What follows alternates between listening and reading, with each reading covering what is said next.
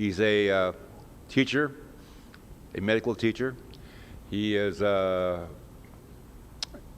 published the first article, I believe, ever written on childhood near-death experiences. He's a well-published author, many books. He's been all over television, to include the Oprah show. And I just found out that he's recently been in Rolling Stone in the last couple months. So I'm getting an autograph later on. Yeah, but Dr. Morse, thank you very much. Yeah.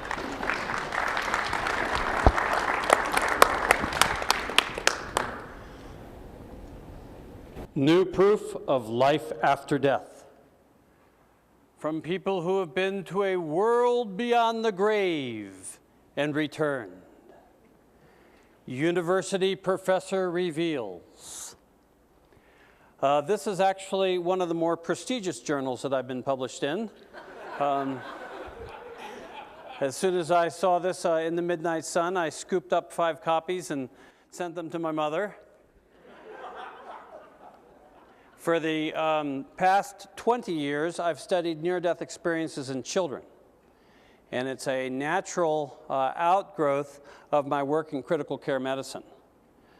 I worked at the Seattle Children's Hospital for Airlift Northwest for approximately 5 years, transporting critically ill children throughout Montana, Alaska, Idaho, Oregon, and Washington to Seattle Children's Hospital. And this was my introduction to near-death experiences. I trained at Johns Hopkins. I had no particular interest in the psychological events associated with death and dying. I was mostly interested in the technical aspects of resuscitation.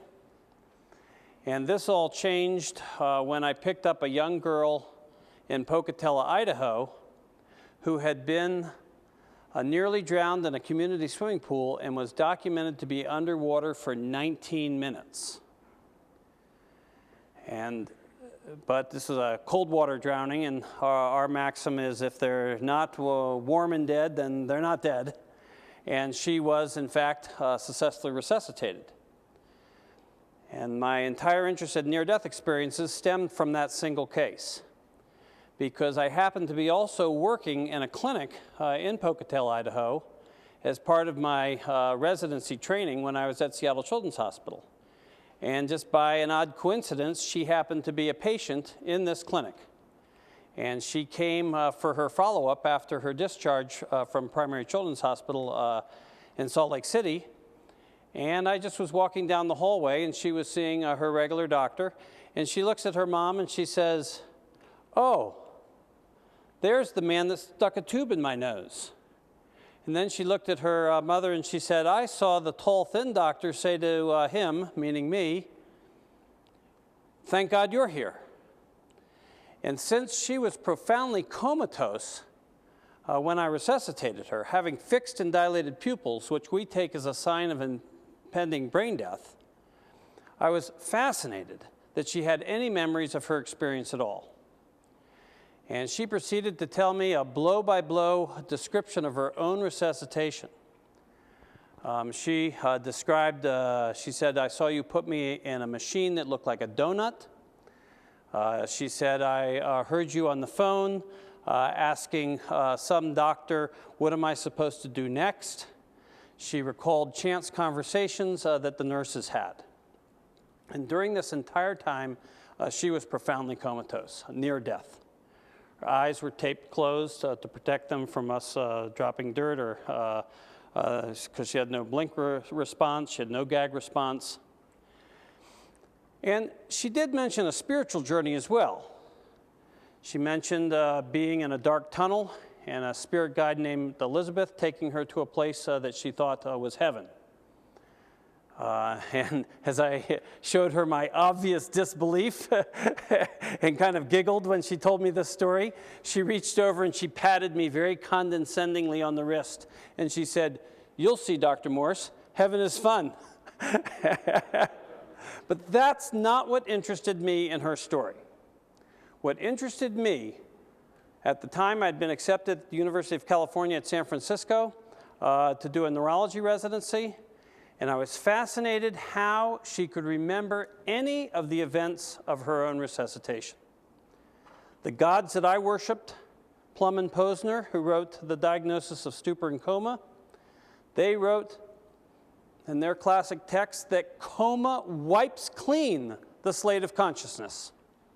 And yet she had a full recollection of her own resuscitation. So, I know that it's fascinating to think that people, when they die, have the perception of other realities, and they have spiritual insights, and they have a sense that they're learning something about their own lives, and they're often experiencing a lesson of love that often we don't learn while we're alive. And yet, what I want to share with you all today, particularly in light of that this is a remote viewing conference, is that I learned something important about human consciousness and how we can live our lives and how we can use this information that I learned about near-death experiences in our day-to-day lives. So what I'm saying is this is the last discussion of life after death that I am going to have. And in fact, this is a lecture, it sounded like a cool lecture, life after death.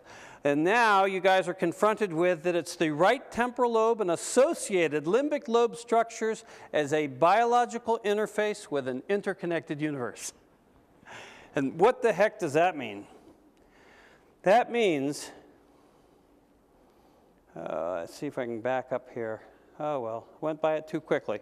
What I mean by that is that we have an area in our brain, our right temporal lobe, which allows us to resonate or to communicate in some fashion with the energetic patterns that exist outside of our bodies, which make up all of what we consider to be reality. So whether you call it non-local reality, or whether you call it the energetic patterns of quantum reality, as Stuart Hameroff and Roger Penrose call it, or whether you call it a light that had everything in it, as children who have seen this reality have described it. I don't really care, but what does interest me is that by studying near-death experiences, I've learned a new way of understanding human consciousness. And I've developed a new scientific paradigm for understanding how the human brain interacts with the universe. As you know, right now, our current paradigm is that we're biological machines in a mechanical universe. And there's sort of two, I guess, wings to this theory. One is that we're just biological machines, and then when we die, we just check out into the darkness, which is pretty much what I believed when I started this kind of research. And then the other sort of theory is that our soul is some sort of a gaseous vapor that is somehow grafted onto this machine like a little man inside the machine. And so when we die, this gaseous vapor sort of floats out of the body. Maybe it can hover on the ceiling, etc., and that's what's responsible for what we think of as out-of-body perceptions. Near-death research and the science of the 21st century does not support this, what I consider to be old theoretical model of human consciousness. In fact, this sort of ghost of the machine concept is, in my opinion, the 18th century science meeting 17th century philosophies. But as I hope to present to you all today, if you look at the research of the last 20 and 30 years on brain science and chaos mathematics and quantum physics, I hope to convince you that there is a new scientific paradigm which accounts for things such as after-death communications, premonitions, past life memories, remote viewing. And I'll go into remote viewing in detail as I go through my talk. Mind-body healing, and this so-called out-of-body perceptions. Right now, our current paradigm dismisses all of these things. We have a different explanation for every one of these so-called paranormal experiences. After-death communications are thought of as just grief-induced fantasies or hallucinations, or perhaps the persistence of memory remnants in the brain. Precognition is thought of just a form of a retrograde amnesia, where by that I mean, for example, everybody might have a premonition that their baby will die of sudden infant death, and then it actually happens to a handful of people, and then everybody else conveniently forgets that they had that premonition. And so on and so forth. So our current paradigm involves sweeping a lot of scientific data underneath the rug. People here may be aware, for example, that there's a lot of hard scientific data done by, for example, Dean Radin here at the University of Nevada, Las Vegas, demonstrating that precognition is a real physiological phenomena. But our current scientific model dismisses it. Furthermore, the model that I'm going to present to you today lends itself to reproducible testing by other scientists. Right now, for the last 100 years, we've been sort of locked in this endless pursuit of the perfect case that proves the existence of paranormal phenomena. The medium who can communicate with the dead, and 1,000 different safeguards have been taken to prove that that medium had no access to that information in any other way. And so therefore, that this must prove the existence of the paranormal. Well, it doesn't really prove anything at all. We've had such cases described for over 100 years, and it doesn't lend itself in any way to understanding how such a phenomena could occur, and it doesn't do anything to convince the mainstream scientific world. In fact, there are such cases described over 100 years ago that are much better than cases described today, and it hasn't done anything in terms of advancing science. And this shouldn't be as a surprise to anyone. After all, it was empirically known for 30 years that washing your hands after washing your hands after doing an autopsy and before you deliver a baby would result in a lower death from sepsis of the newborn. That was known from about 1840 through about 1870. And yet the mainstream science of the time did not embrace that information. In fact, people who washed their hands after autopsies were laughed at. They were scorned. They were like, what are you doing that for? Washing away invisible germs? It wasn't until the development of germ theory and a scientific paradigm to put this new information in that the clinical information that was well documented became generally accepted. So my goal in presenting this theory to you all is not to have some sort of dramatic proof of life after death or proof that we can communicate with something that people casually call God, but rather to start the hard work of generating dozens of small, achievable scientific studies that will result in an established body of work that would create more studies and more questions. And my greatest hope is that 30 or 40 years from now, my entire theory will be proved wrong. And in the proving of it wrong, we'll understand what the real mechanisms are. So, I think that the time for smoking guns and white crows, white crows a reference to William James, the great empirical philosopher of the 19th century. He said that the proof that crows can be white is the finding of a single white feather. I've heard Ian Stevenson, the great reincarnation researcher, tell me that what he feels that near-death research and consciousness research needs now is one smoking gun, the one great case that proves that these experiences are real. And by that he means, somebody floating out of their body when they've nearly died, and perhaps, I don't know, peeking into somebody's bank book and accurately saying what's, giving us information that they couldn't have had in some other way. After 20 years of doing this kind of research, I believe there's actually a perverse intelligence at work preventing us from having those kinds of cases. The importance of this new paradigm, I think, is best demonstrated by a study that we did at Seattle Children's Hospital of infants who died of sudden infant death. And we documented that 33% of parents who had a child die of sudden infant death had a vivid premonition that the death was to occur.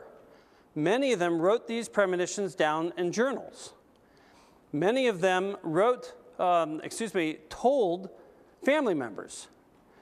Many of them went to their physicians and said, I have a feeling my baby's going to die tonight, and yet the baby still died. And some of them were so agitated, they went not only to a physician, but then to an emergency room. They were so convinced that this would occur. So you would think you could not ask for better cases than this in terms of well-documented cases of premonitions. Furthermore, we took the trouble of developing 2 control groups. We looked at mothers of healthy infants and what sorts of dreams and premonitions did they have in the first year of life. And we found they were nothing at all like the premonitions that these mothers had whose infants actually died. In our control group, we found a typical premonition would be a parent would say, I was sitting there watching TV and I suddenly had a feeling that my baby had died. And I rushed up the stairs and sure enough, my baby was alive. Sort of a vague, unpleasant feeling, sort of really a fear. And when you'd ask them, is this, distinct from any other thoughts or fears you would have? They'd say, no, not really. I always sort of have, I'm always wondering, gosh, is something terrible going to happen to my baby? Because I just feel so lucky that my baby's alive. That's the type of premonition we heard from our control patients. In contrast, in parents who actually had a child die of sudden infant death, we would hear things such as, I had a dream in which I floated out of my physical body, but it was a dream unlike any dream I've had before. It was vividly real, as if I was awake. And a woman in white sort of stood next to me while floating in the air. And we both looked down at my sleeping body, and then this woman said to me, she will not be allowed to keep her baby. Or, for example, we had a physician father who was going to a medical conference and was boarding a plane to Houston. When he was boarding, he suddenly heard a voice as loud and as real as the loudspeaker voices in the air terminal saying, go back, he will die. And he had a horrible feeling that this meant that his son would die, but then he just dismissed it. Oh, this can't really be true. And sure enough, his son did die of sudden infant death. So you could not ask for a better study than this. We did it with the Southwest Sudden Infant Death Research Group, which is the nation's largest research group. We had all kinds of wonderful cases that were well documented and verified. We had 2 control groups. And we submitted this to the American Journal of Diseases of Children, and they seriously considered our article and asked us for 3 revisions of the article before finally rejecting it. And why did they finally reject it? Because it didn't make sense. It seemed absurd. How could such a thing possibly be? And it was after the experience of having this article rejected by AJDC and really being unable to, we finally published it in one of the pulmonary journals as an abstract. So it is in the mainstream scientific literature as an extremely short abstract. But I decided to turn my attention to developing a new way of understanding these experiences. So that I was wondering how much other data is there out there that has been dismissed or trivialized or ignored because we don't understand it. So in order to understand what I'm going to present to you today, I do need to point out that I do not study after-death experiences. These are near-death experiences. As was pointed out over 40 years ago in the American Heart Association's journal, Heart, these experiences tell us what the last few minutes of living are like. So they tell us what the dying process is like, but these are not after-death experiences. Well, what is it about these experiences that so intrigued my imagination?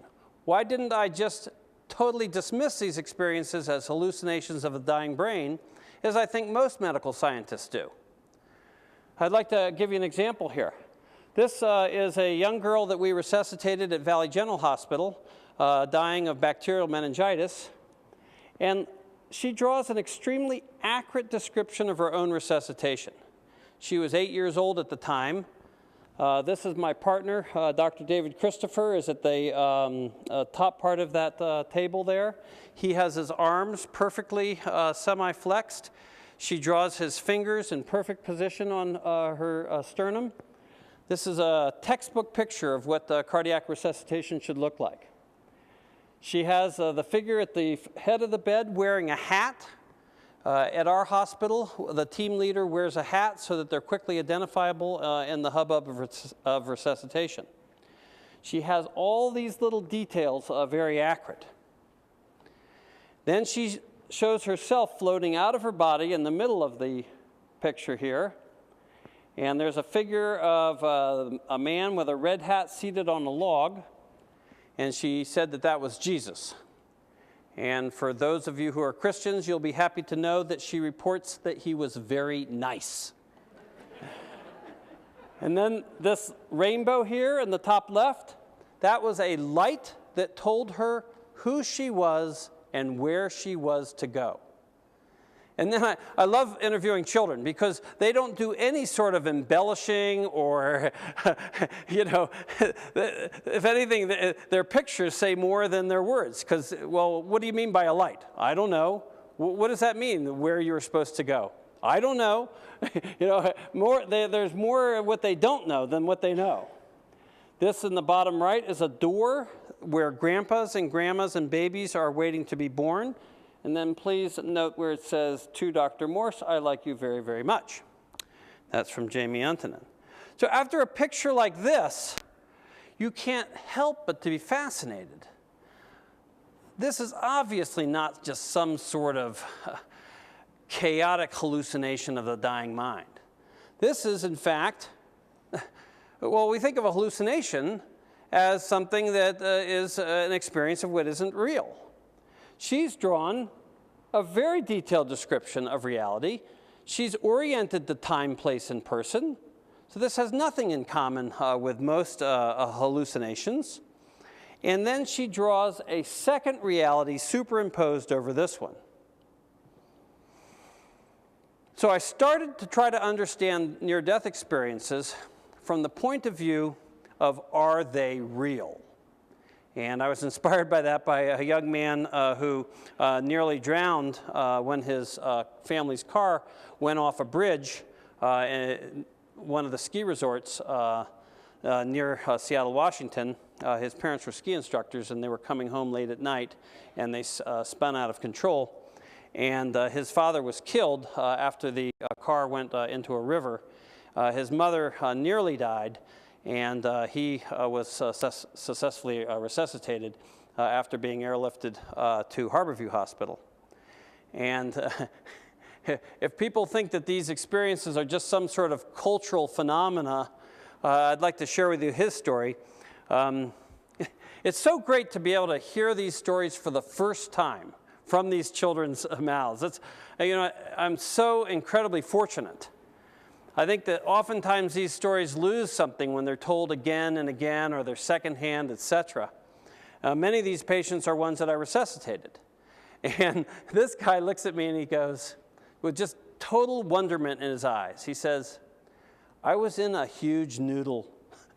And you know, I don't think he got that from television or, you know, or some sort of church or some sort of cultural interpretation. I certainly have never heard Raymond Moody talking about the noodle of death.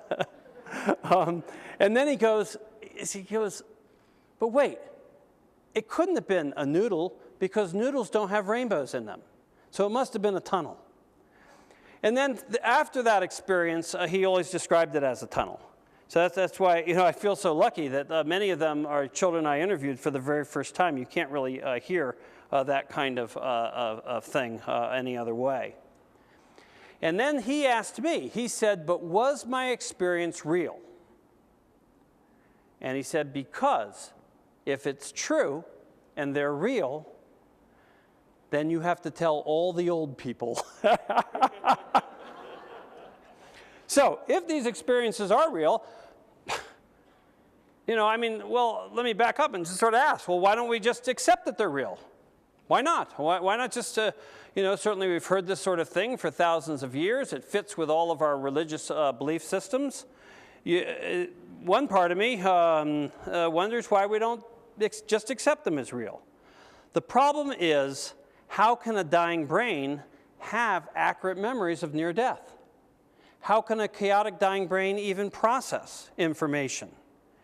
How can a dying brain go through the mental activity necessary to do the complex psychological experience of dissociation, which is our way of saying, you know, the medical term for floating out of the physical body? And where would the energy come from in a brain that has nearly died? So it actually challenges our current scientific paradigm to think that these experiences might be real. And certainly when I started studying them, I thought of these experiences as most likely fabrications of the mind after the fact. William Calvin, also from the University of Washington, when he describes near-death experiences in his many books on consciousness, he says that the mind hates a memory gap. And so we know that severe trauma causes amnesia, and then when the patient wakes up, they very reasonably will fill in what they're expected to have experienced from a nearly dying. So that was our first question in studying near-death experiences, is are these experiences real? So I'm not attempting to prove whether the content of the experience is real. I'm not attempting to prove or disprove the existence of some sort of objectively real God, but just is the experience itself as valid as any other human experience? And what I learned from studying this is that apparently, at least in my opinion now, human beings have a neurological ability to interact with patterns of energy outside our bodies, and that this is a true interaction in the sense that we can both transfer and receive information during this interaction. And, you know, that sounds like a lot of scientific mumbo-jumbo. Children who have this experience, they describe it very differently. One child told me that during his near-death experience, he saw a light that had a lot of good things in it. Many of them described the experience as weird because it's so vividly real. One young man we resuscitated, and he dramatically opened his eyes after we restarted his heart, and he said, "That was weird. You guys just sucked me back into my body." So, and he described a light. A 3-year-old child, only months away from talking, that we resuscitated from nearly drowning in a community swimming pool in Bellevue, Washington, he looks at me and he dramatically opens his arms and says, "I saw the sun, I saw the sun," and it had a happy face for me. One boy told us after being resuscitated from kidney failure that he had a wonderful secret. He was climbing stairs to heaven. And again, his case makes me feel so fortunate that I can actually interview these children after being resuscitated. He quickly forgot about his experience, and when we interviewed him weeks and months later, he did not remember saying that. This was something that he had said just immediately after resuscitation. And then I already shared with you about the girl who saw the rainbow, who told me who I was and where I was to go. So clearly this experience is not some sort of spasm of the optic nerve at the, when we die, but this is a very spiritual experience. Okay. I want to present 4 facts today that I feel is the main groundwork, or the solid pieces of my theory. And these, interestingly enough, are 4 facts that are not controversial given the science that we know today. These are facts that every mainstream scientist, if pressed, would recognize and admit are, scientific truths. Of course, the scientific truths of the year 2004 are not going to be the scientific truths of the year 2050. So I'm not saying that these are necessarily true, but they certainly are scientific concepts that we, that we all can agree on. I've just arranged these facts in a novel way. But the first fact is that near-death experiences are, in fact, part of the dying experience. In other words, they happen exactly when patients describe them as happening. They're not inventions of the brain after the fact, but they're real-time experiences when patients die. And there have been 3 major scientific reviews of near-death experiences in the last 15 years. I did a review for current problems in pediatrics. Michael Schroeder did a review for a scientific journal that is for mainstream scientists that study the paranormal, the Journal of Scientific Exploration, and the British Medical Journal reviewed near-death experiences. Hardly a controversial or, actually, quite a conservative journal. And all 3 of these reviews agree that near-death experiences are, in fact, the dying experience. So that's fact number 1. The second fact is that these experiences involve the perception of other realities superimposed over this one. That's very different than a hallucination. These experiences, a typical type of experience is that the child will know where they are, they know their surroundings, they know their parents are around them, and then superimposed on that, they'll say, the moon, the moon. I'm on a rocket ship to the moon. It's a typical type of experience. We know that a large part of our brain is involved in these perceptions. As I'll go into, that's been known for over 100 years. And we know from the theoretical physicists of the last 20 or 30 years that there are other realities to perceive. Okay, let me take these facts one at a time. Near-death experiences are, in fact, real experiences. And I'm going to go over in a little bit of detail the study we did at Seattle Children's Hospital because our methodology was quite sound and this is the cornerstone of all the other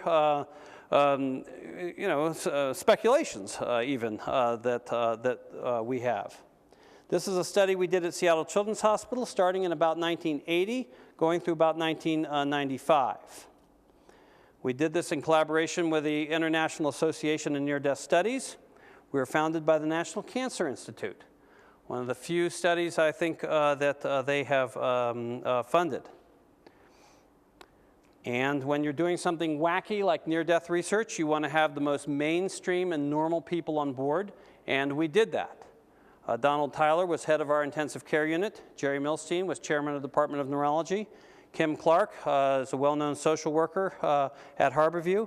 And Nancy Evans Bush is past director of the International Association of Near-Death Studies. We had Vernon Neppy from the University of Washington. Bruce Grayson helped us from the University of Connecticut, and Bill Serdaley at the University of Montana. And our questions were very simple ones. What memories do children have after cardiac arrest? We didn't want to define what a near-death experience was because we felt that there wasn't an adequate definition in the literature. We did want to compare these memories to the adult near-death experiences that are in the literature. And we mostly wanted to compare these experiences to a seriously ill control group of patients. So, our seriously ill group was 18 cardiac arrest survivors, 7 profound coma survivors, and 1 patient with diabetic ketoacidosis who came in with a blood sugar of over 2,000. And that is a high mortality associated with that. We had to go review over 500 charts to come up with these handful of patients who survived what I think truly is near death. And we compared them to patients who are quite ill under any criteria. We compared them to patients who were admitted to the scary intensive care unit, intubated, mechanically ventilated, and subjected to all sorts of physiological derangements. We tried to find as many patients as we could for our control group who had very low oxygen levels in their blood or very high carbon dioxide levels.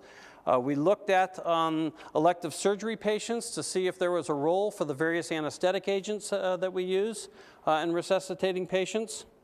Since this is often thought glibly to be the result of perhaps drug overdoses or the many drugs that we give to critically ill patients, we looked at patients who were narcotic overdoses or Valium overdoses.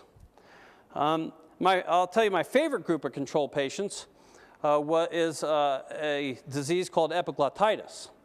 And epiglottitis is a swelling of the windpipe and occurs in children in the very fantasy-prone years from age 4 to age 6. And a sense of impending doom is the textbook description of what a patient feels when they have epiglottitis. They think they're going to die. You take the average 6-year-old child, you put a tube in their throat, admit them to the intensive care unit, and they and their parents are most likely going to think they're going to die. And all of these patients lost consciousness. So this, to me, would be the ideal control group to look at to see if these experiences are an invention of the mind in reaction to the stresses of nearly dying or some sort of physiological derangement of the brain or, in fact, a real experience. And we did the best we could to match our groups in terms of blood gases, age, sex, the different drugs used, etc. And the model that we studied involved that either these experiences would be secondary falsifications of the brain after the fact, in which case we would expect that all, both control and critically ill patients would have the experiences, or that these were real-time events at the point of near death. And if that was the case, we would expect that only our critically ill patients would have the experience. And at the time, there's a variety of straightforward medical explanations, the confabulation, maybe this is intensive care unit psychosis, some sort of limbic lobe syndrome of the dying brain, or our theory that perhaps there's circuit boards of mysticism in our temporal lobes which activate at the point of dying.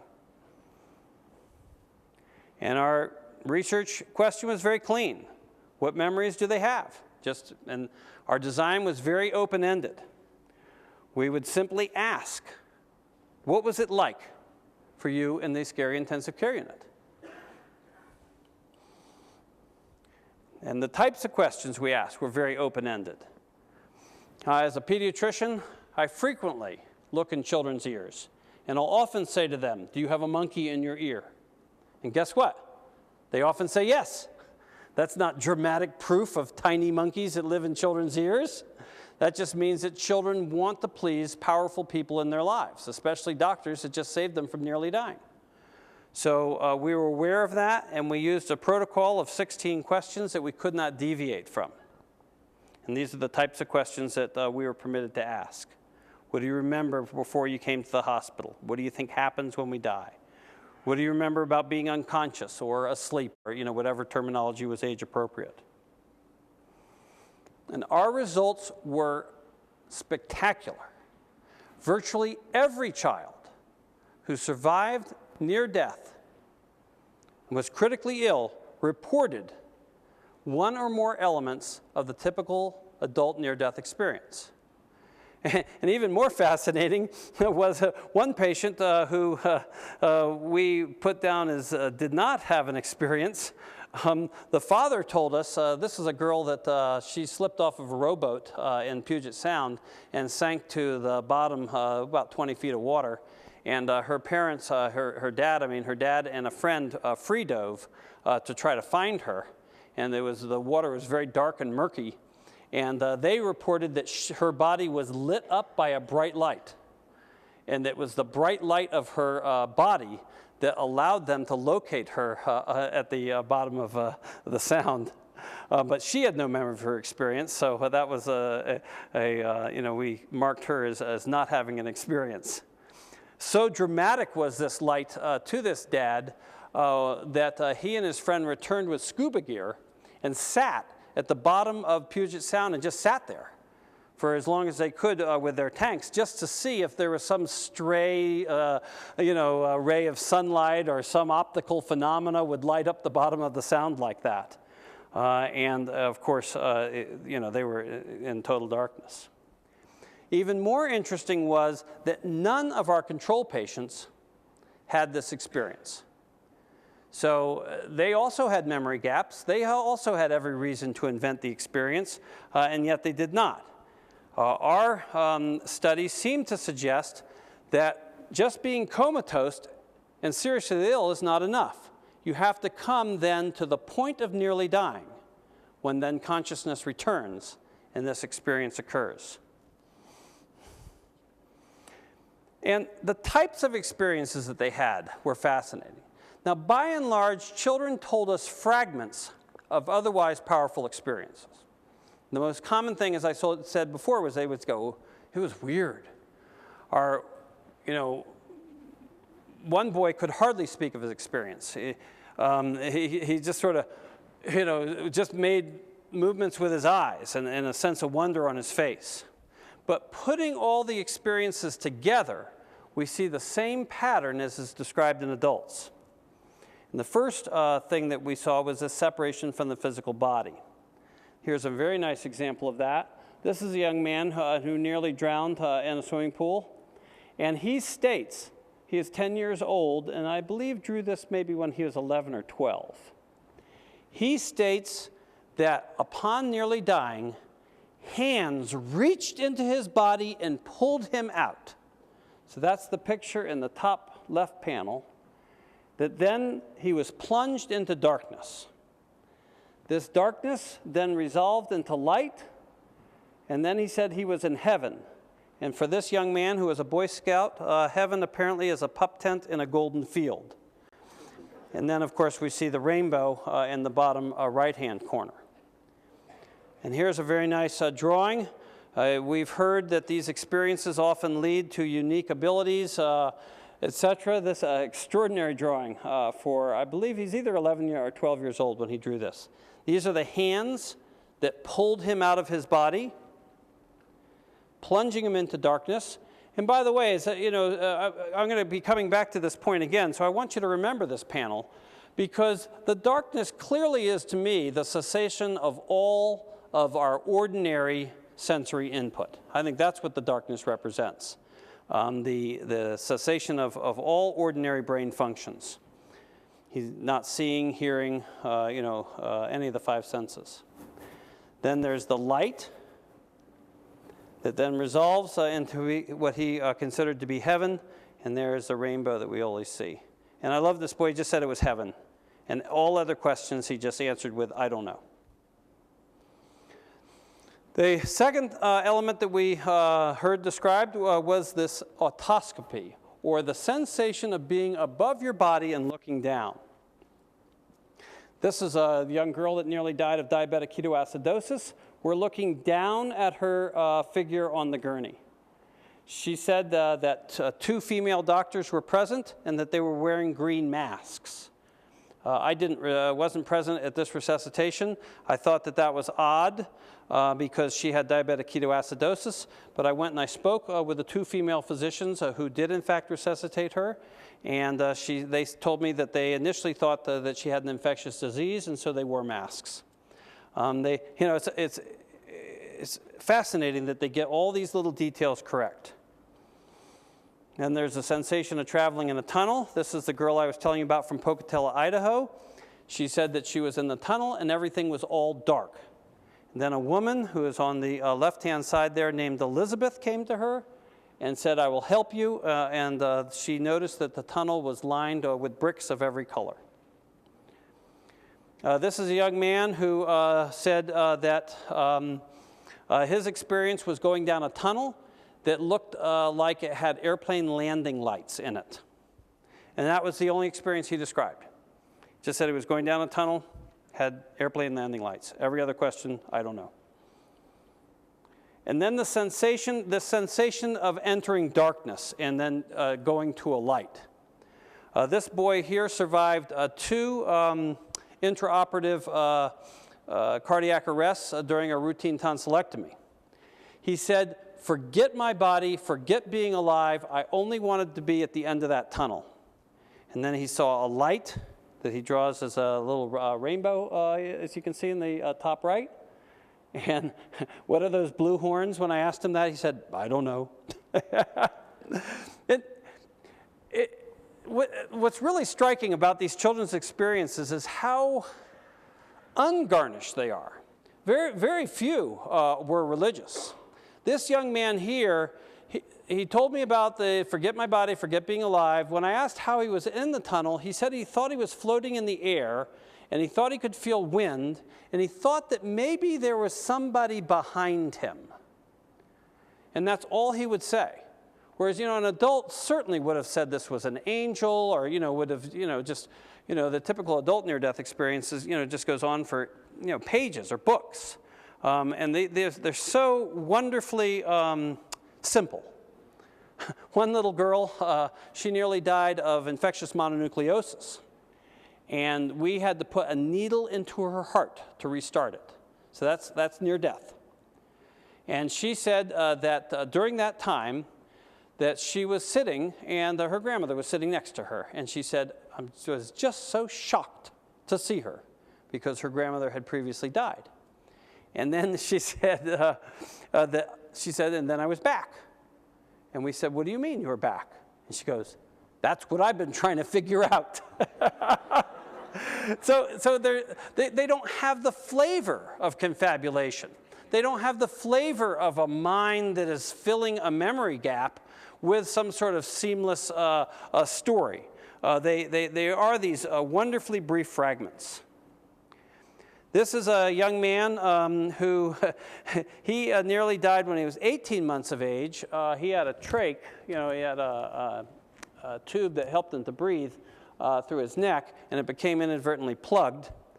He then was taken to a Jesus pageant when he was 3, and he started screaming to his parents, that's not my Jesus, that's not my Jesus.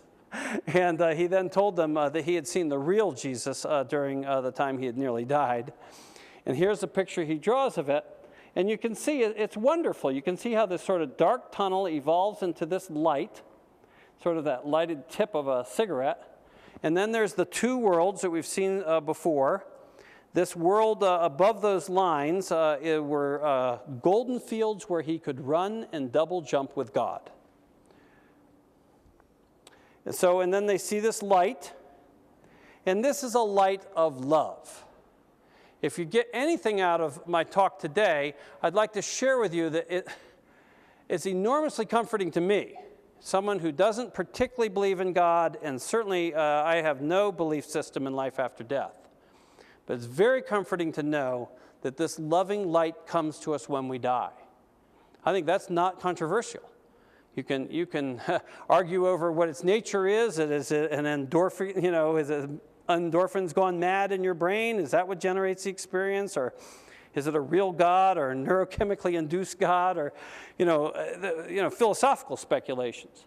But there is no doubt that this light is not some sort of spasm of the optic nerve, or as Susan Blackmore, as a parapsychologist from England, has speculated. She has a wonderful computer model of how the brain might create sort of a tunnel image and then a bright light at the point of death. That's a wonderful, wonderful computer model and theory, but it doesn't match the clinical information that these children gave me. There's a very nice description of this is the light. Well, it's obviously not just a light. It has a rainbow in it, has good things in it. This girl here really wants you to understand that it's not a light. Although she described this as a light, we see it's some sort of a rainbow that's anchored by hearts. It has a whole bunch of hearts on it, and then you can't really see very well, but at the bottom right, bottom of the picture are two little beings, and they have hearts for tails. And yet she doesn't identify these as, she just says, well, really, she didn't say what they were. We asked her, well, what are they? Well, I don't know. Those are just the creatures with tails is the only, thing that she told us. And then, at least in European American children, we heard a lot about a decision to return. I put it to you that way because when we studied Japanese near-death experiences, or when I collected about 50 native African near-death experiences, we didn't hear about a decision to return. And there's another very non-religious sort of a mechanical near-death experience. This is a girl lying on a gurney, and she says that 3 doctors came to her and told her to that she was to come with them. And they told her that if she pressed that green button on that box, she would go with them, or she could press a red button and she could see her family again. And I asked her, how did you know they were doctors? She said they were 14 feet tall and they had light bulbs in their bodies. So very mechanistic near-death experience involving pushing a button on a box. And every experience that we heard was highly individualistic. One boy told us that it was dogs in the tunnel nagging him to go somewhere. So the individual experience depends on the personal psychology of the patient. And yet there's enough odd or unusual elements that you can't simply say this is a result of their own personal psychology. Here's a nice example of that. This is a young gal who also was a girl with diabetic ketoacidosis. I actually drew some of the figures here because she was left with paralysis of her arm, or partial paralysis. It became very weak. But she stated that during her near-death experience that her living teacher and classmates were present as part of the experience. And they never visited her in the hospital or anything like that. But she didn't see dead relatives. She saw her living classmates. So this thing that comes to us when we die, sure, maybe for a child of that age, that's the way it expresses itself. I know that my daughter, anything I say is wrong and dumb. She's 10 years old. But if her teacher says it, then it's like written in stone. So this may be the way the experience is best interpreted for a 10-year-old. And these experiences are vividly real. And that, I think, is one of the most unexpected elements of the experience for those who have it. They're not expecting God to be vividly real and talking the way we're talking right now. This is a nice example of, this is from the first Australian patient who had a child who had a heart transplant. They sent me this picture. And he saw 3 relatives when his heart stopped during transplant. You can see them on the, starting from the right. There's Matthew, there's grandmother, there's Polly, and then on the left, there's God. And God looks just like all the other figures and was just as real and just identical, in his opinion, to them. There's a nice example here. This is Jesus sitting on a log, but this is not the Jesus that is in this young girl's room. She has a picture of Jesus in her room with sort of the flowing blonde hair, the sort of Aryan Jesus that many people have in their homes as a Jesus image. But this Jesus that she draws looks more like Santa Claus, a very jolly Jesus. So this obviously didn't come, at least from the images of Jesus that were in her own home. And yet she's Christian, so she saw Jesus. We didn't hear about any Jesus figures from the 400 Japanese people we interviewed. So, our study is very clear. Virtually all the critically ill patients had this experience. None of our control patients had it. I'm pleased to tell you that another study out of the Netherlands, but Dr. von Lummel, they used virtually our same design in adults and came up with very similar results. Also, Boston Children's Hospital did a study and also found that these experiences are a real event that occurs to the dying. And even more fascinating, there's now an experimental model for near-death experiences developed by Dr. Jim Winery at the United States Air Force National Warfare Institute. So we now have experimental evidence which backs up the clinical information that we see. These Air Force pilots were placed in a giant centrifuge to study the effects of G-forces on human consciousness.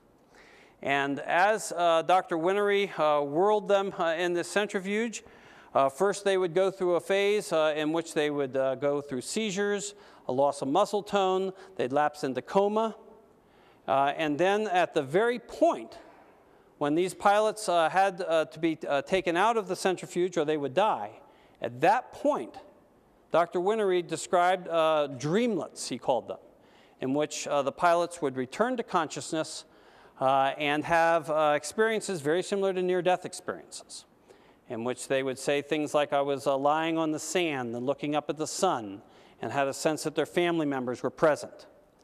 And he was able to very nicely show, by varying the time of his centrifuge runs, exactly what we found in our clinical study, which is that if you're seriously ill, you lapse into coma, and that coma obeys the ordinary laws of consciousness in that most people don't remember anything about that experience.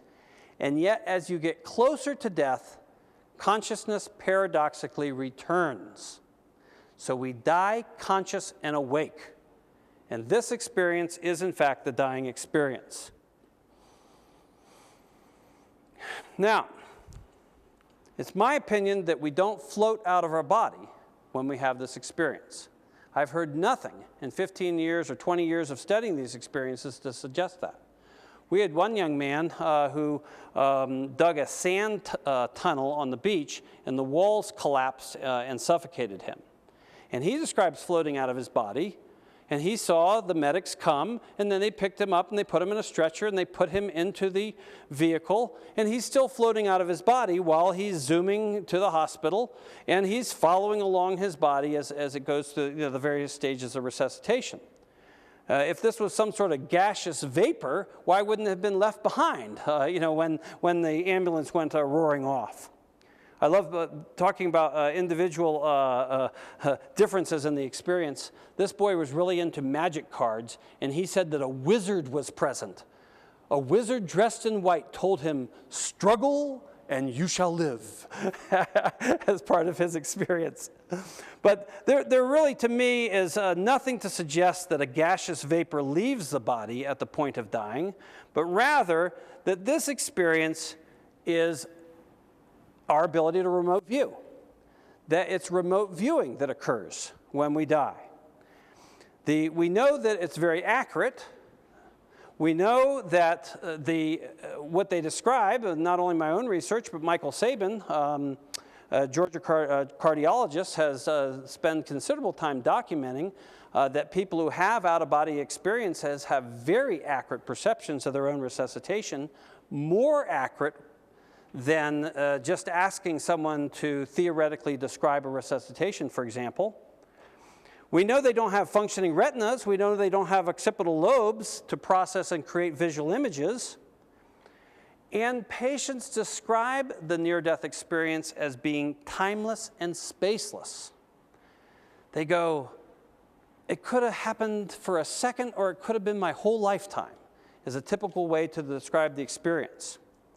And that's very similar to the types of experiences that we'll see occur during a remote viewing. It's my opinion that that accounts for many of the paranormal aspects. For example, I had a patient who nearly died during a heart transplant, and she had the perception of traveling out of her body and meeting her nephew 100 miles away and giving him a message. And it very much, her description sounds like a remote viewing experience, as opposed to some essence of her body actually leaving it. Now, and I'm going to come back to that again, but I wanted to sort of weave that thought throughout this lecture. Now, the second scientific fact is that the experience itself is not a hallucination. It's not a disorganized or chaotic experience that we see with hallucinations, but it's clearly the perception of other realities superimposed over this one. So, and I go back to that original picture that I think shows this so well. We see ordinary reality below, local reality, if you will, and then we see this spiritual realm above. Here's a nice description of that from a young man who nearly died of complications from tracheitis. He's floating out of his body. In the bottom right, he's floating so out of his body that he can see those are the hospital rooms and those are the doors. And then he can see his grandmother and his grandfather and his mother hugging. And then you see himself, and he's sort of walking towards this tunnel. So he's seeing both realities at the same time, this sort of tunnel reality, it's going somewhere is all he knows, and then ordinary reality below. Now, when we look at remote viewing research, we find a lot of similarities between it and the perceptions of near-death experiences. For example, Jan and Dunn found that remote viewing perceptions are independent of time. That when they did retrocognitive trials in which they asked the subjects to describe what was identified yesterday as a target, or when they had precognitive trials, meaning which they would ask subjects to describe what somebody would eventually identify as a target tomorrow, they found that there was similar success rates. They also found no difference in trial scores as a function of distance, meaning that you can remote view just as easily a mile away as a target that's 6,000 miles away. And furthermore, as I read Margins of Reality, which is Dunn and Jan's book on remote viewing and other research they do, I just was struck by the quality. In fact, this is a quote from them. They say that the remote perception process is inherently impressionistic in character, involving personal and individual elements which do not lend themselves to scientific quantification and experimental replication. That's Jan and Dunn's description of remote viewing research. That would be a direct quote of me attempting to describe near-death research. As I was telling you before, it has these weird quirks, these kind of odd elements to it that almost seem to defy any sort of objective analysis. On the other hand, which I think really supports my belief that a lot of what occurs during the near-death experience is remote viewing, is that I don't find any convincing evidence that something leaves the body. Sure. The famous Russian weight study. I would love to see that study. I have looked and looked and looked for the famous Russian weight study. I can only tell you that, if you can supply me with the famous Russian weight study after this talk, I would be very grateful. I have tracked that Russian weight study down until it just sort of disappears.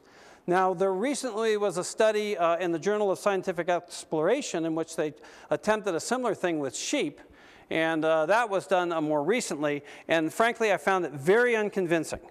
I can only tell you from a physician's point of view, you have to remember that our weight is constantly changing as we're breathing. With every breath, you're taking in water, you're breathing out water, etc. And in the more recent studies that were published, I saw no effort to control for that. I would think it would just be common sense that there's going to be minor changes in weight just because respiration has stopped at the point of death. But the famous Russian study, at least I have not been able to track down to its original source. But, okay, but I'm not saying that that's not true, and so there is, that piece of anecdotal evidence. But certainly when you look at near-death research, both my own research, Michael Sabin's research, anyone who's looked at this issue critically looks at this as an expanded sense of consciousness, extending beyond the body, with then reality being reorganized from a bird's eye point of view. That was Michael Schroeder's conclusion in his analysis of the data as well. And I find it scientifically unsettling, because if in fact there's a gaseous vapor that's sitting on the ceiling, how does it see? There's no, right now, this is, I think, what the misunderstanding is. Right now, I think people have the idea that you're actually seeing me. You probably think like your eyes are video cameras and you're actually seeing me. That is not correct. You are not seeing me. What is happening is that your retina is taking in a whole huge amount of energetic information that is processed, shaped, tailored, thrown out, reshaped at least 7 to 8 different stations before your occipital lobe then creates the visual image that you think of as reality. And so we don't see reality directly anyway. We surmise reality. We create our image of reality, of this local reality. And so it's hard for me to imagine how a gaseous vapor could handle all of those complex neurological tasks with a non-functioning brain. I think it would be better to see this as the result of remote viewing, that somehow our right temporal lobe starts to function normally at the point of death, probably because input from the rest of the brain stops. And the energetic source, I think, is from a source outside of our brains that allows this to occur.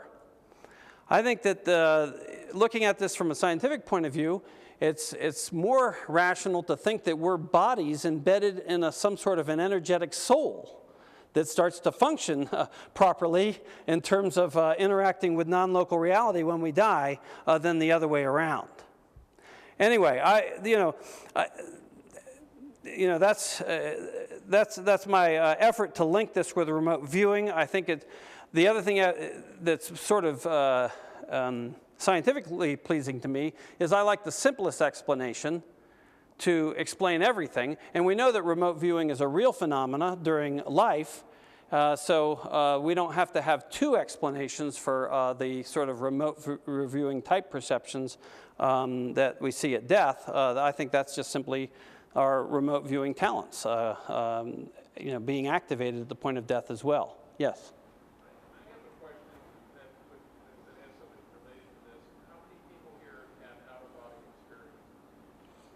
Aha, and I'm going to come to that. All righty, keep that in mind, yeah. Keep that in mind that you've had an out-of-body experience. Okay, here's fact number 3. No, I'm going to come back to that. Okay, fact number 3 is that a large part of our brain is involved in these perceptions, our right temporal lobe and the associated limbic lobe structures. This is not a controversial fact. Maybe number 2, or sort of point 2.5, that we don't really leave our body, it might be a bit controversial. This one is not. It's been known for over 100 years that our right temporal lobe is the source of spiritual intuitions and perceptions. Well, why isn't this widely known? For a very simple reason, that as medical scientists, we consider these perceptions to be hallucinations. We don't think of them as real events. So it's only been recently that science has been willing to look at this issue in any sort of critical way. Oh, this is a terrible slide. This is, well, I'll just show you. It's the right temporal lobe. It's right here, deep inside. And Wilder Penfield, over 50 years ago, took stainless steel needles and stimulated different areas in the right temporal lobe. And patients said things like, "Oh God, I'm leaving my body." Or even more intriguing, they would say things like, "I'm half in and I'm half out."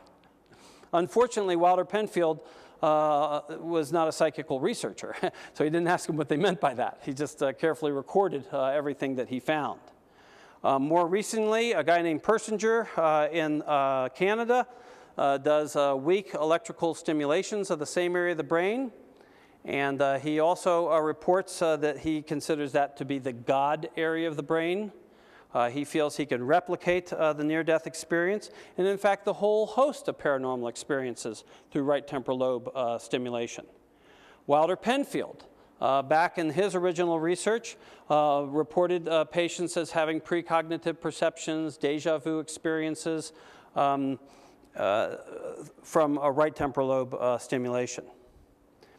So this is also the area of the brain that's involved with memory interpretation, and this is the area of the brain that's involved with what we call dissociation.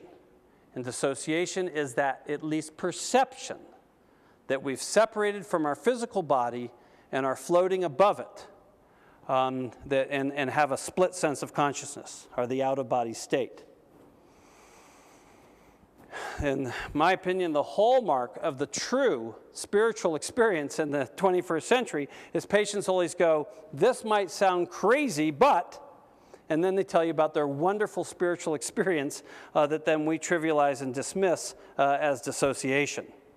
Medical textbooks currently describe dissociation as a symptom of medical pathology, and there's no reason to believe that. In fact, all the research indicates that dissociation is good for you. When we look at anecdotal healings, recently a book was written called Remarkable Healings, in which the authors compiled virtually all of the well-documented remarkable healings from cancers, etc. And they're frequently linked to a sense of dissociation. I'll tell you my favorite one. This is a young man who nearly died of lung cancer, and he still was alive 15 years later, much to the surprise of the residents that had taken care of him. And they looked at him and they said, "Are you still smoking cigarettes?" And he said, "Yeah, you want one?" and he was kind of a rough character who had no spiritual outlook on life. And he said that this is what happened to him. He was in the hospital, and he started saying over and over again, "I'm going to die, I'm going to die, I'm going to die, I'm going to die." He became paralyzed with fear and kept repeating that over and over again, and boom, floated out of his physical body and went into a dissociative state, probably from chanting his mantra, "I'm going to die." And that was linked then to his remarkable healing. We know that this is a common element in meditative states that result in longer life and better immune function. We know that dissociation plays an important role in protecting the mind from severe sexual and physical trauma. There's no question about it. It's one of its most important roles. As one young man who was severely sexually tortured as a boy told me, he said that he was pulled out of his body and kept safe in the arms of God to protect him from the experience. And there's no doubt in my mind that it plays an important role in the creation of multiple personality disorder, which is psychologically healthy in the sense it can protect you from severe trauma, but then can, of course, interfere with your ability to function in life. Now, I was so glad you asked that question about how many people here have had out-of-body experiences, because as I read through the literature on remote viewing, remote viewers dissociate. And many of the most talented remote viewers in their autobiographies or descriptions of their experiences describe having near-death experiences. And I'm wondering if that once you have that dissociative or out-of-body experience, it then isn't easier for you to start using your right temporal lobe to access non-local reality and get information that we call of as remote viewing. And when I read descriptions of what remote viewers go through, it's strikingly similar to what these children described to me. That loss of awareness of the self, the sense of a resonance or an interaction with a greater reality, is a common element, at least in my reading, of remote viewing. I'm going to skip this slide. As I already explained to you, this right temporal lobe has been linked to spiritual visions and dissociative states for over 100 years. All major scientific reviews of this issue agree with this point. The point, of course, is the authors frequently don't believe in the reality of the experiences. And my final point is that there is reason to believe that there are other realities to perceive. In fact, the theoretical physicists tell us that there's perhaps at least there's perhaps at least 2 other realities to perceive. And I don't want to go into a lot of detail on that, but in my discussion with theoretical physicists, they certainly feel that this current consensual reality is not the only reality that there is. So there are the 4 facts. And putting them in order, near-death experiences are real. They occur in the final minutes of life. They involve the perception of other realities. We have a huge hunk of neurological machinery which allows us to have the experience, and there are other realities to perceive. So I don't feel that it's a speculation to suggest that our right temporal lobe allows us to directly interact with a timeless, spaceless informational pattern of non-local that we call non-local reality. Yes? Can you talk a bit more about how Japanese people see one experience, Christians have another experience, so it changes based on religion, culture, and all of that? If that's the case, I'm just playing devil's advocate, doesn't that indicate that they're in fact creating reality themselves? Is it a place that actually exists? This is a great question. So I must be giving a great lecture, because that's the perfect question. So the question is, well, what about all this cultural diversity then? Doesn't that prove that we're just creating this reality that exists? Absolutely. That's the whole point. We are creating this reality right now. And that, from a neurological standpoint, that's information that we're very comfortable with. But it seems, I think that, for non-brain scientists, that's often new information. But you are, in fact, creating the visual image of me talking to you right now. And I don't think then it's very hard to understand that when we receive energetic information from non-local reality, that we would similarly use that information to create an understanding of that reality. And of course it would be based on our own personal psychology and of our own personal insights and wisdom. However, having said that, a guy named Chris Carr down at the University of Arizona looked at this issue of the cross-cultural aspects of near-death experiences, and he found something very, very interesting. He found that the actual elements of the experience are pretty much culturally bound. So that is the part of the experience that's created by your own brain. But what's remarkable is that consciousness occurs at all at the point of death, and that the dying experience is apparently a time for learning. So we learn something when we die, we're conscious and awake, and that information seems to come to us in a way that we can understand in our own personal psychology. And that, I think, is not explainable by the old the old model that would just sort of, as we die, the brain just sort of kind of goes to sleep and maybe creates a pleasing image of life that helps to lull us into death. It's sort of I think this is sort of the subtext to your question that perhaps this is just some sort of final fireworks of the mind. In fact, the fact that we learn something when we die is, to me, the greatest piece of circumstantial evidence that there's life after death. Because why would we evolve a brain which allows us to learn something when we die? Yes? Dr. Morse, did you get any sense that when the children described themselves as being above their bodies, that they were actually aware of their bodies, or they were just awareness of their body down here?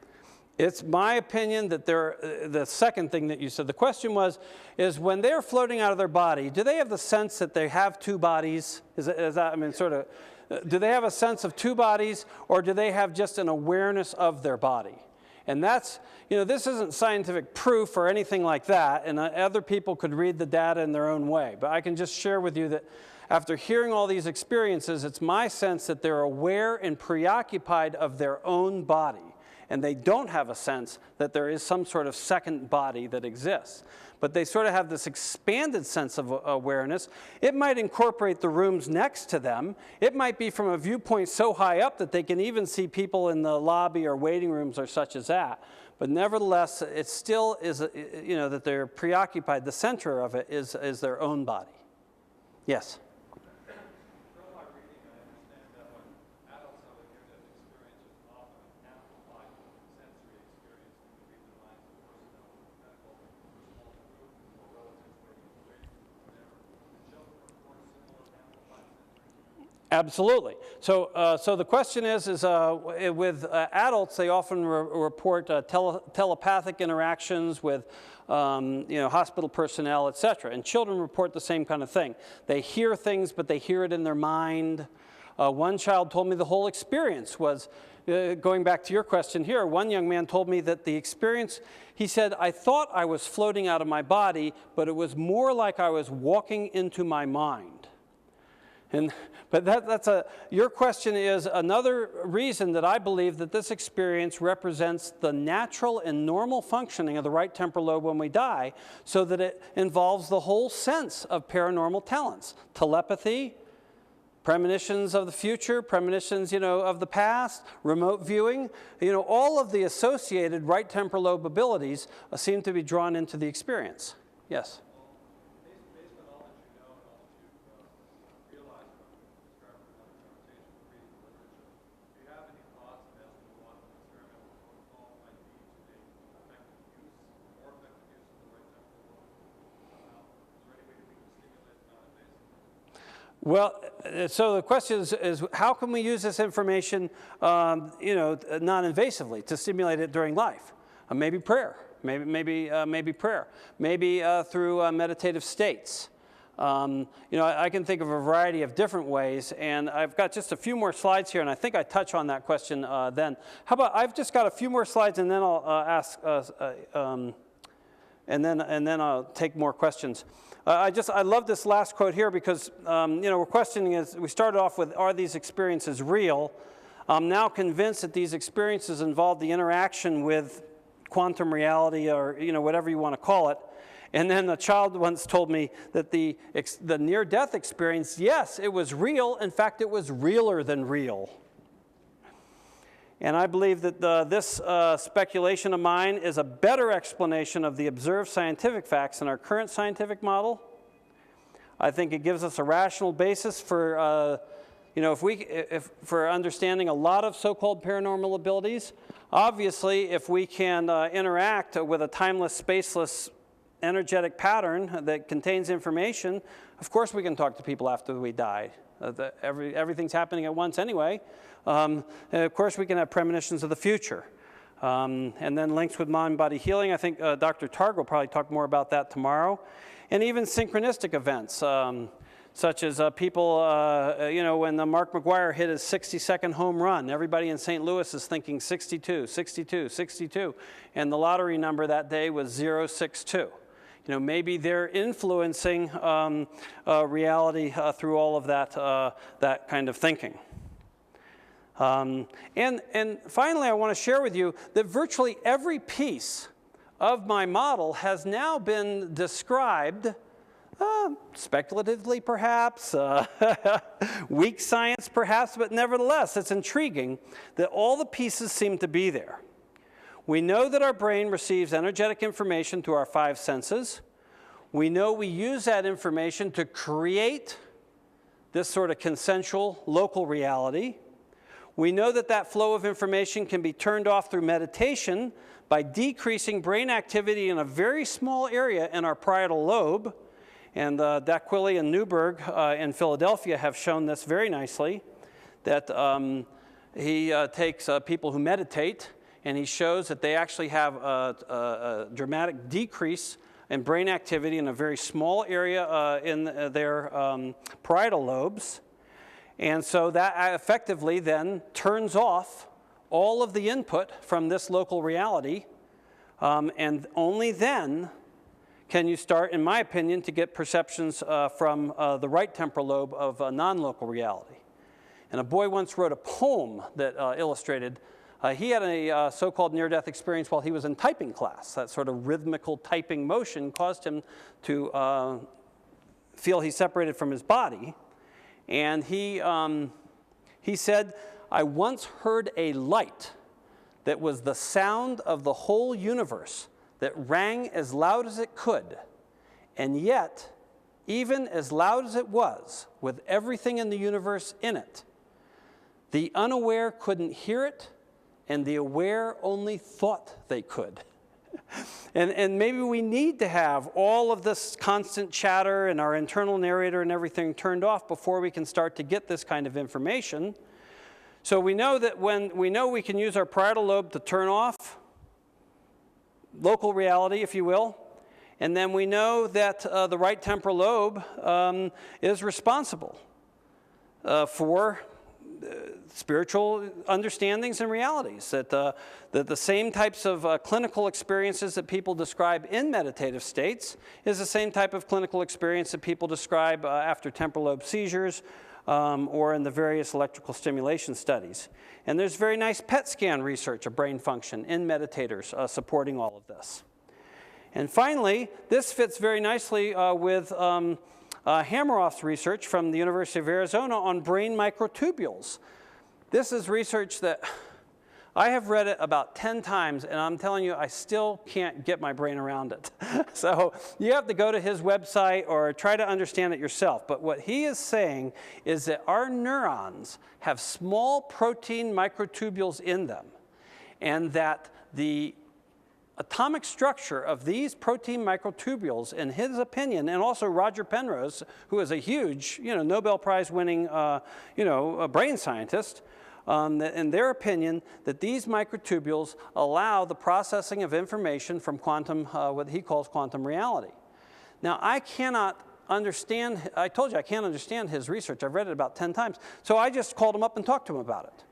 Just to make sure that, I'm not quoting something that is, that is wrong to you. And he said, absolutely. There's no, in his opinion, there's no reason to not think that our right temporal lobe, the neurons in there might be using these the brain microtubules as now the biological interface of how this actually occurs. And he even had a theory of why it might be the right temporal lobe, having to do with the of our skull and such as that. So this gives us a new understanding of right temporal lobe function, that we can see this as the source of intuition, spiritual insight, and communication with a God.